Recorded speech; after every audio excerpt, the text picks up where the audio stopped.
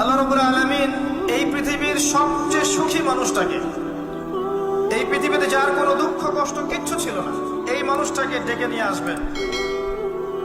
ডেকে নিয়ে এসে জাহান্নামে ঢোকাবেন এক মুহূর্ত সময়ের জন্য, ধরেন 1 সেকেন্ড বা 1 ন্যানো সেকেন্ড।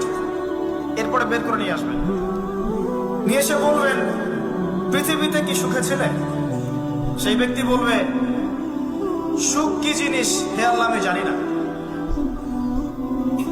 আমি কি বুঝাতে পারছি ভাই? সুখ কি জিনিস আমি জানি না।